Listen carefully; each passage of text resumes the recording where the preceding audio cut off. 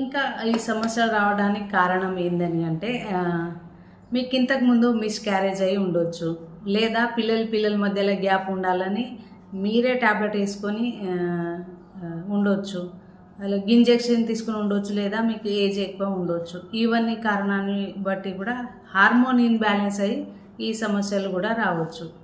ఇంకా కొందరికైతే 5 weeks 6 వీక్స్లో heart beat rate వస్తుంది కానీ బేబీ కనిపించదనమాట. స్కానింగ్లో బేబీ కనిపిస్తలేదు, 2 వీక్స్ తర్వాత మళ్ళీ స్కానింగ్ చేద్దామని మీ డాక్టర్ మీ గైనిక్ మీకు చెప్పంగానే మీరు టెన్షన్ పడొద్దు.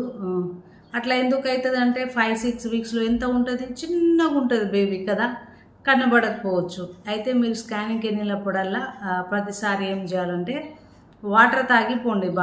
మీరు బాగా వాటర్ తాగిపోవడం వల్ల తినండి, వాటర్ కూడా ఎక్కువ తాగండి. అట్లా వాటర్ ఎక్కువ తాగడం వల్ల స్కానింగ్లో లోపల బేబీ మంచిగా కనిపిస్తుంది అనమాట. బేబీ ఎదుగుదల ఎట్లా ఉంది, హార్ట్ బీట్ రేట్ ఎట్లా ఉంది, లోపల ఏమైనా సమస్య ఉందా, బేబీ ఎక్కడ ఉంది అనేది డాక్టర్కి మంచిగా తెలుస్తుంది. కాబట్టి ప్రతి స్కానింగ్కి వాటర్ అయితే మంచిగా తాగి వెళ్ళాలన్నమాట.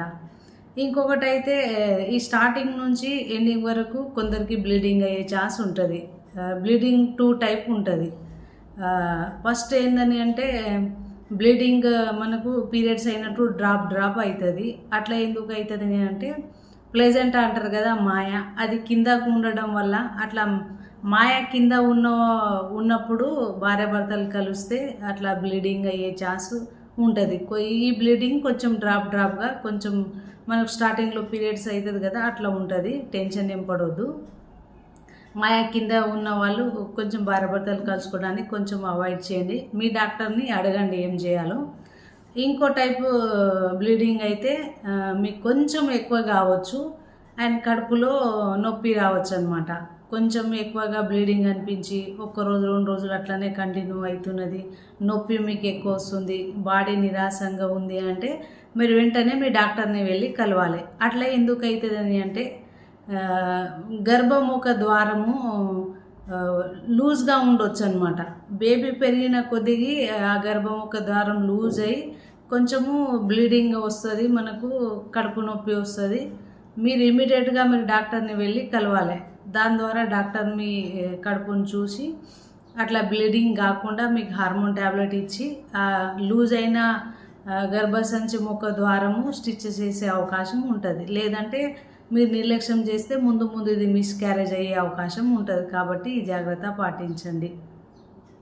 ఇంకొకటి ఏందని అంటే చాలామందికి టెన్షన్స్ ఎక్కువ పడుతూ ఉంటారు. ఊరికే ప్రతిదానికి టెన్షన్ అయితే పడవద్దు. దయచేసి నెమ్మదిగా ఉండండి. నేను చెప్పినట్టు అన్ని రకాలుగా హెల్తీ ఫుడ్ తింటూ మీకు వీలైనప్పుడల్లా వాకింగ్ చేస్తూ మంచిగా ఆహారాలు తీసుకుంటూ హ్యాపీగా జాగ్రత్తగా ఉండాలని నేను అనుకుంటున్నాను.